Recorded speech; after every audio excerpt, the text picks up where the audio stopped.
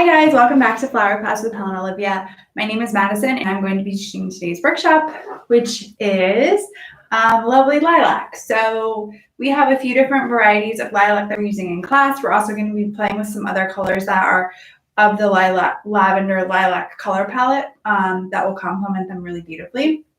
Today we're working in the Kendall vase, which is a little bit taller than the vases that we've used in class thus far. So just be patient with me as we're kind of going through class. Taller vases are a little bit scarier from a design perspective, just because there's a little bit more mechanics that's involved with it. But the nice thing about this vase is it's actually the same or a little bit even smaller width than some of the vases that we've been using in class. So even though we're working in a taller vase, the opening is small. So we shouldn't have too much trouble with things kind of falling out or things getting dislodged. We are actually going to not use chicken wire today because we have so many really lush and full blooms to put into this arrangement. We don't really need it. So this is going to be a really good lesson if you've taken any classes with us so far. Then this is going to be really different and will be a great kind of technique lesson for those of you guys who have joined us for classes already. All right, so I already filled my vase, so you're gonna wanna fill your vase to about 1.5 inches below the baseline, so right about here. That's going to be kind of the height you're gonna want to maintain your water line throughout this entire arrangement's life. So just make sure that you're adding water to the arrangement as your flowers are drinking. Lots of super thirsty stuff in this bucket today, so I suspect that your water is going to kind of go down over the course of time, and I will show you guys how to add water to your arrangement or even do a water change at the end of class before we wrap up. As far as tools go, I'm going to be using 2 different tools, and generally speaking, I use both tools in class just for demonstration purposes. But it would be really helpful if you're not used to working with a knife, to have a knife in class today. So lilac has a very woody stem, and I'll show you guys the best way to treat your lilac in order to make sure that they last a really long time. Excuse me, I've got a case of the yawns today. So if you do feel comfortable, a knife would be helpful, although if all you have is clippers, that's totally fine. So a sharp kitchen knife will do the trick. Just make sure that it has a straight edge rather than a serrated edge. All right, so we're gonna go ahead and get started. The first flower that we're going to be using from our bucket today is our really pretty light blue hydrangea. So I have lots of questions every time we use hydrangea in an arrangement. People wondering what to do if your hydrangea bloom gets floppy, or what to do if your hydrangea bloom just kind of goes soft. So lots of different reasons that might be happening. Hydrangea is the thirstiest flower that exists in the flower world, so it kind of needs absolute constant hydration. With that said, when you see your hydrangea bloom start to get kind of soft, it's very obvious. The hydrangea bloom will shrink down to about half or a third of the size as when it's hydrated, and it gets really, really floppy. That is a sign of dehydration, not a sign that the flower itself is dead. So don't fret if that does happen to one of your hydrangea. The best thing to do when you notice a soft hydrangea is to recut the stem to rehydrate the flower. So the flower is going to drink through the bottom of its stem here, this white portion. So this is the part that starts to kind of callus over, or the cells in that kind of white area will get soft as it's sitting in water. So giving the bloom a fresh cut, either with a knife or with your clippers, is a great first start. And then you can put it back in the water, leave it for a half an hour to an hour. If it doesn't bounce back, my suggestion is to submerge the head of the flower in a vat of kind of lukewarm water. So whether that be filling up your kitchen sink or a bowl, you can submerge the face of the flower into water. Your bloom is actually going to hydrate through the petals itself, as well as the stem. So that's kind of a quicker way to just make sure that all of the petals are really getting lots of access to water and hydration. That's unique to hydrangea. So it's not typical that flowers will hydrate through their petals, but hydrangea is just so thirsty that even when it's growing on a bush, any humidity, any rain, it just wants to soak that right up. Another thing, if you have had trouble with hydrangea in the past, there are a lot of times what I will find is that people are cutting their hydrangea stems with an inappropriate tool. So best tools to use are either a pair of clippers or a knife. So oftentimes you'll get your hydrangea home from the grocery store or the farmer's market, wherever you bought it, and you just grab for a pair of scissors or maybe poultry scissors, anything you have just lying around in your kitchen.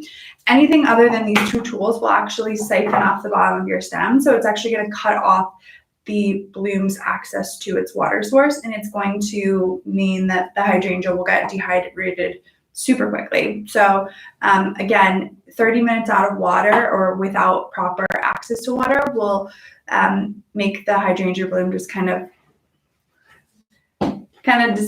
just flop entirely over. So so just make sure that you're using the right tools. But just a little side note for those of you, because I do know that hydrangea does tend to be people's favorite flowers, and we're also going to start to notice in the next month or so that everyone's local hydrangea is going to start to be blooming. So you'll see a lot more of that, and you might be cutting from your garden or getting that from your farmer's market, however, wherever you buy flowers from. All right, so let's start with our blue hydrangea. You should have 3 of them in your bucket. We are going to start by just removing this outer protective baggie just by pulling down. You'll see that we have a really beautiful,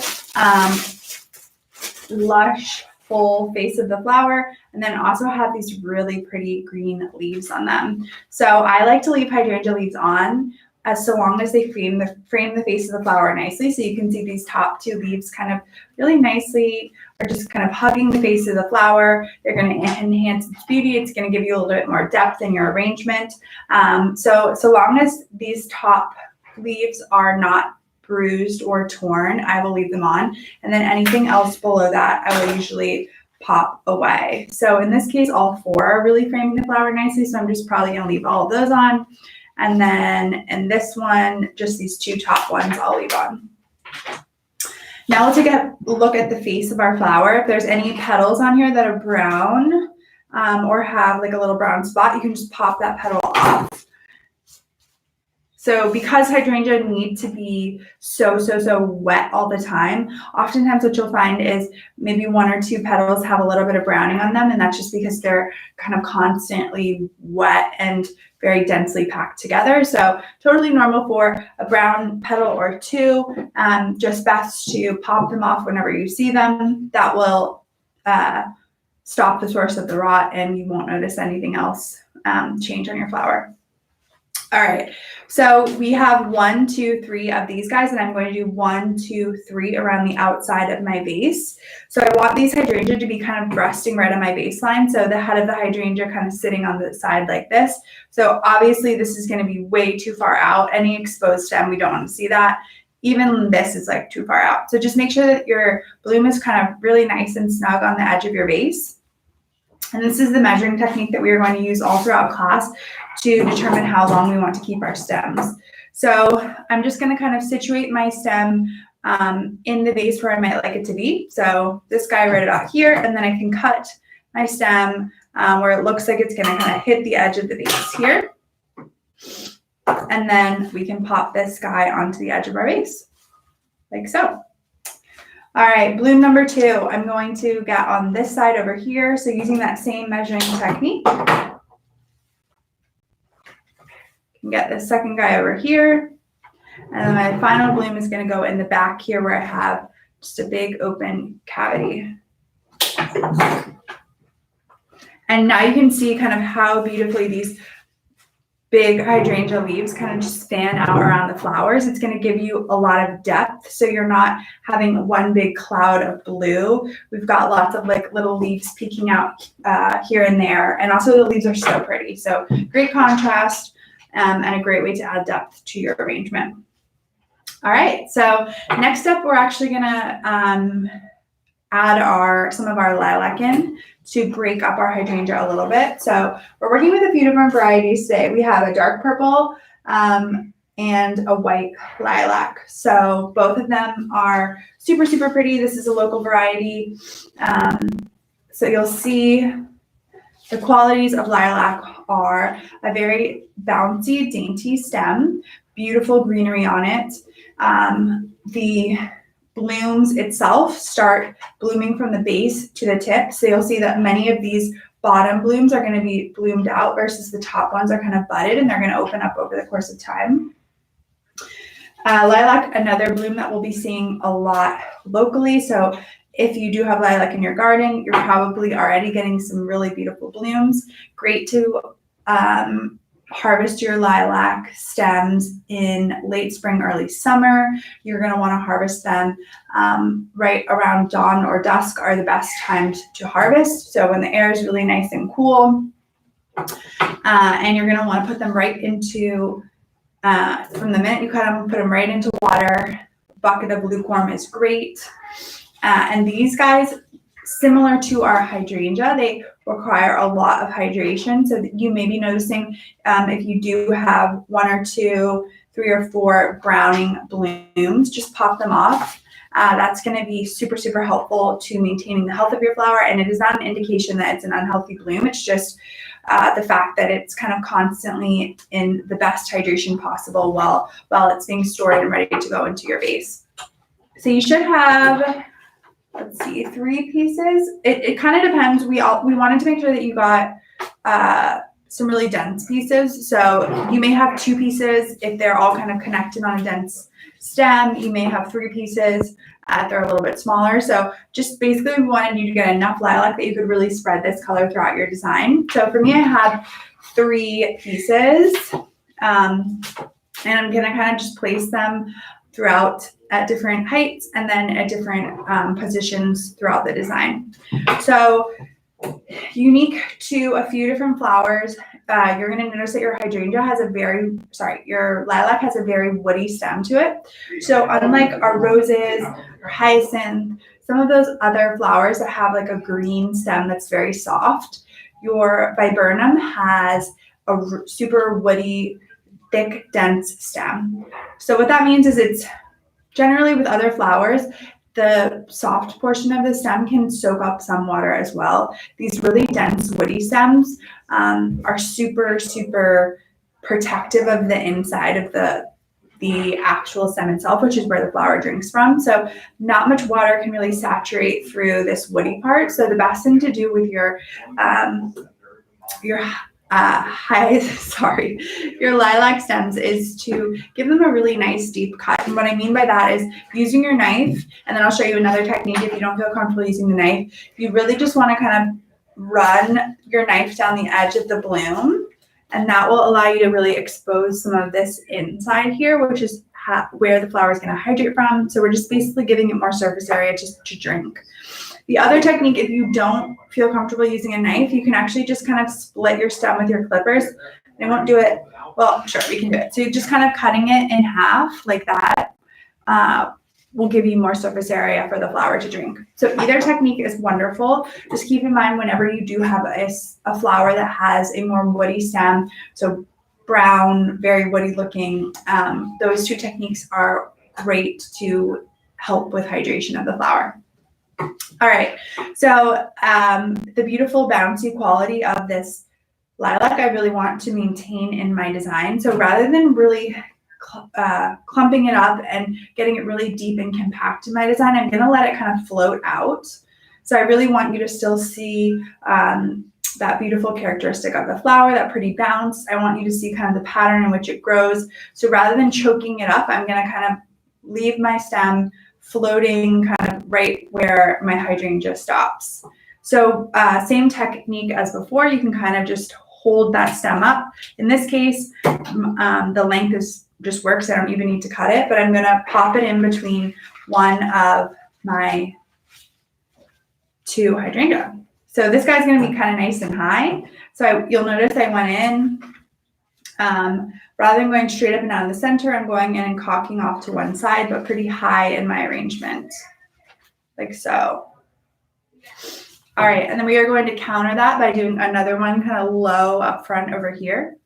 So holding that stem up where we might like it to be in the base, can give that guy a cut. I'm gonna go back and really either do a deep cut with my knife or cut up the bottom of the stem. And then this guy I'm going to pop in between these two hydrangea. Perfect. And then we're going to turn our arrangement all the way around, and then we want to get some purple into this back region over here. So our last guy, everyone's kind of shape of your bloom is going to be a little bit different. So our arrangements today are probably not going to end up being super, super similar looking, just because of the kind of wildness of these flowers. We're all going to have different shaped blooms. We're all going to have different sized blooms, but the goal here is to spread this purple kind of on all sides of the arrangement. And then also to leave it far enough out that you can really still get that bounce. You can see the blooms. There's room for the tips to kind of blossom out and not kind of submerging it inside of your hydrangea where you're just getting, where things are just kind of getting choked up in there. All right. So why don't we go ahead and we'll place our second piece, our second variety of lilac. This is one of my favorites. So this is just beautiful white lilac. So it looks almost like little clouds. And we'll begin by just popping off any brown blooms. Again, not an indication of an unhealthy flower at all. Just the way that these blooms are stored, browning is kind of impossible to avoid. Okay, so I've got two pieces, removed any browning bits, and I'm just going to look for areas where I don't already have some lilac represented. So over here I have my tall kind of first piece of lilac I put in really high in my design.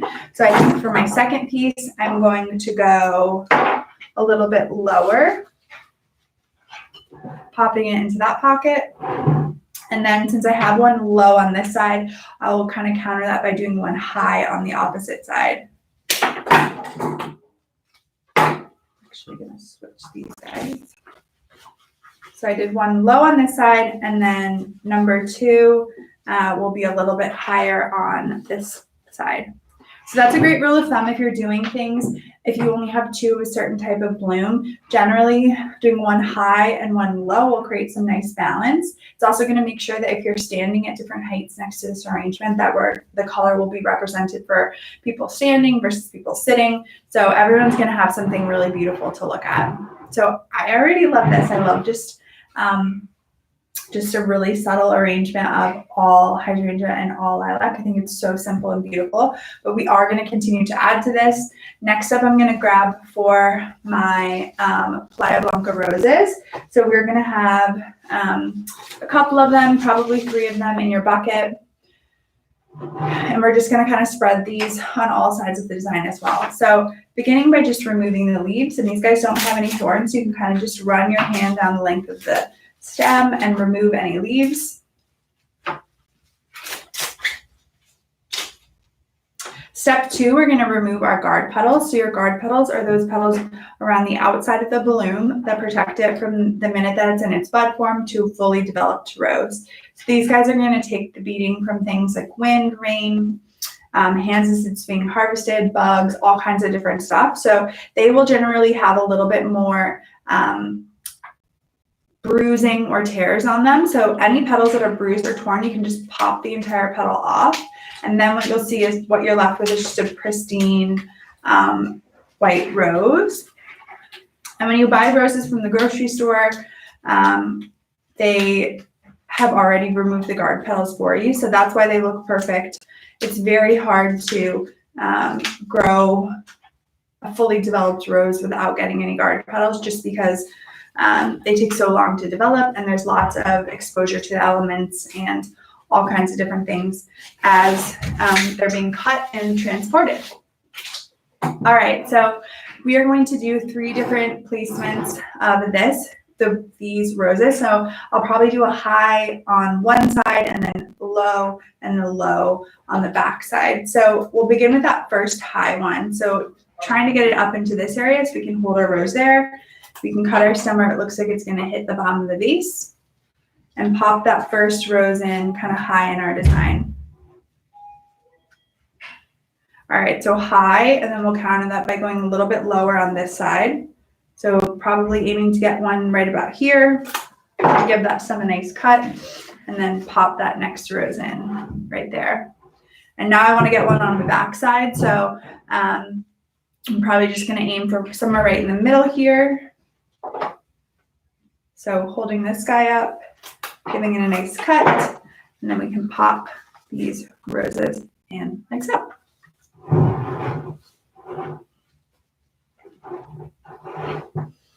All right. All right, so next up, I'm going to go ahead and place my my fern. So just kind of looking at my design right now, I have a little bit more height on this side of my design. So there's more of an asymmetrical because this is where I put my top lilac. So one side you're going to have one piece of lilac that's kind of spraying out a little bit higher. I'm going to counter that and create some balance by kind of having my fern spraying out on the opposite side. So whatever side, again, here's my top one over here.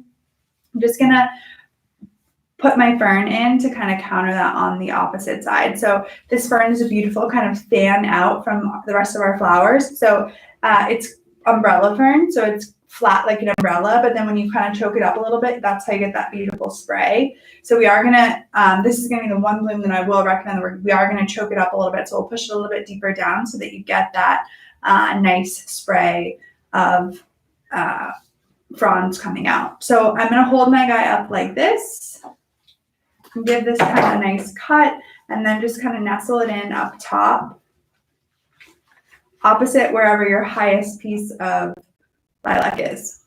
So for example, like so.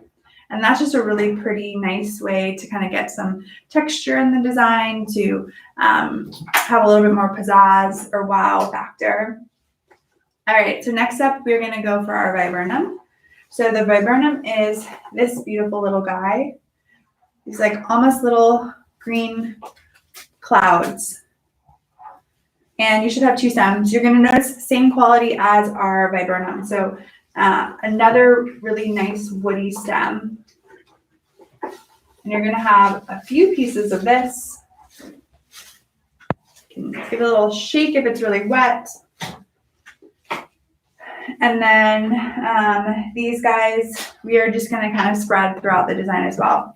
So we'll start with one piece, wanting to get one kind of up top. So maybe, I think it would look really nice to, I'm going to place it and then I'll show you guys where I placed it.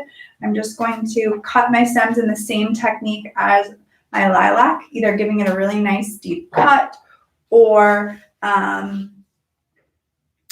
cutting up the length of the stem. So I put mine in kind of nestled in with my fern. So it's almost like the fern's like a little nest, and then I popped my first piece of viburnum over there. So next up, we will counter that by just removing anything about halfway down. If you don't have a clean stem to get into the base, you're going to want to strip anything away that's low lying. And I'm going to counter this top one by doing a second bloom that's kind of lower on this side. So same thing, wanting to get that nice deep cut, exposing the inside of the stem. And then I'm going to place my second one kind of over here. Beautiful. And then if you do have a third stem, my suggestion is just designer's choice. So I don't have any of this on the back of my design, so I'm going to pop my last piece in the back here so that we have this bright green color represented on all sides. And just make sure that you are keeping an eye on your stems and making sure that they're actually getting into the base. So that sounds silly, but oftentimes you'll find that you get like some stray, when you have a big lush design like this, you'll get some stray kind of stems that feel like they're sliding into the base, but they're actually not. So keep an eye out for that. All right, so we're gonna do our lavender sprays next. So we have 3 of them, probably 3 in your bucket. Just removing these 3 guys. Again, no thorns, so we can just strip our leaves away really easily. And then we're going to do the same thing, looking for guard petals on our smaller blooms. So your spray roses and your full-size roses are going to have guard petals. So just popping off anything that is either bruised, torn, tattered, just doesn't look perfect on all 3 stems.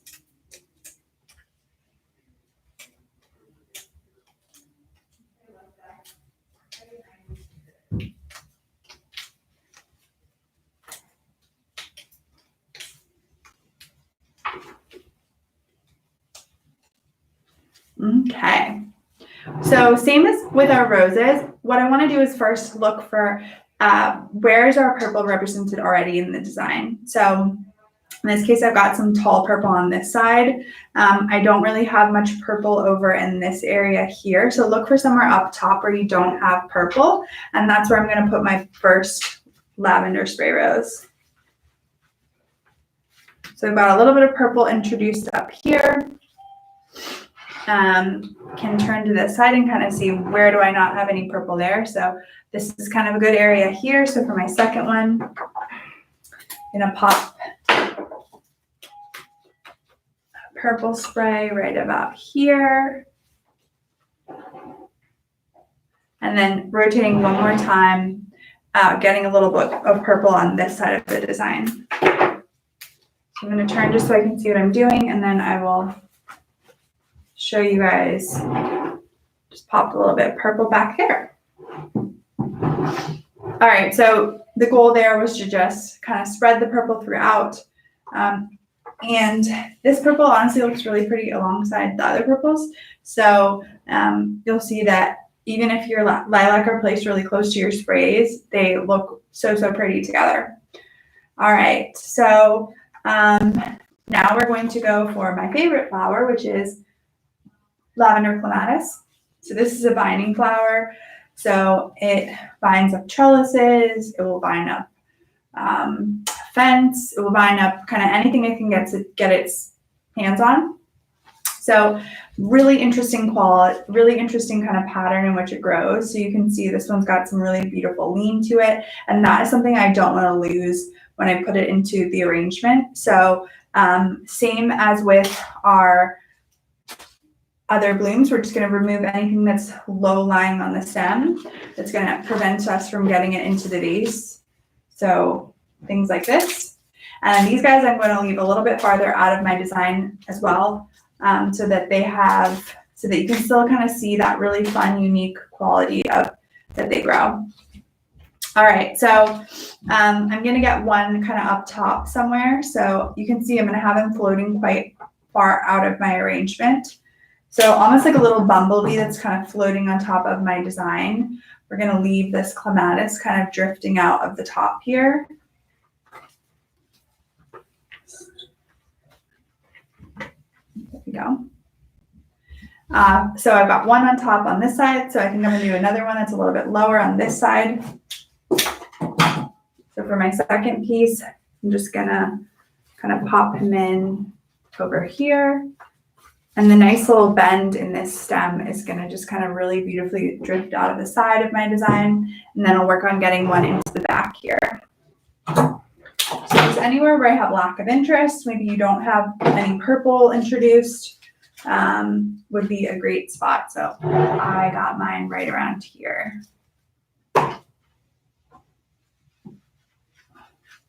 All right, this is really pretty. I like it a lot. Just like very simple, springy.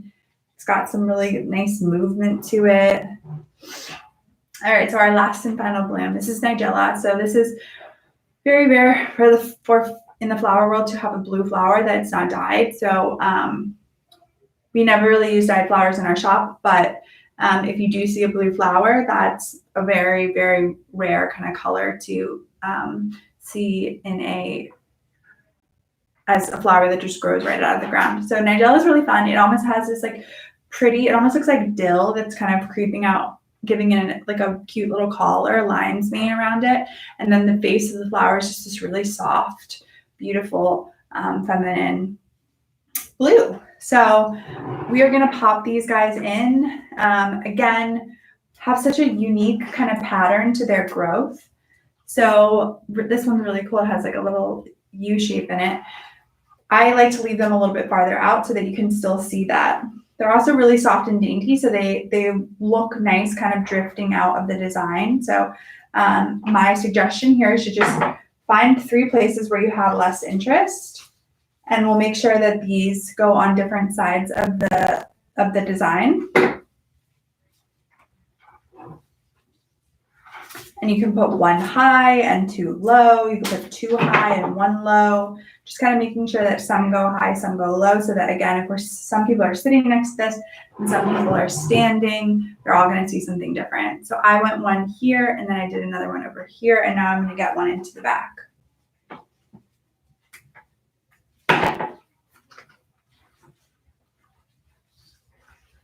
Okay, beautiful. So I love that we did a touch of blue for our floral as well, because we have the blue hydrangea, and then we've got lots of really pretty lavenders, darker purples, so kind of the full spectrum here, and it just blends together so nicely.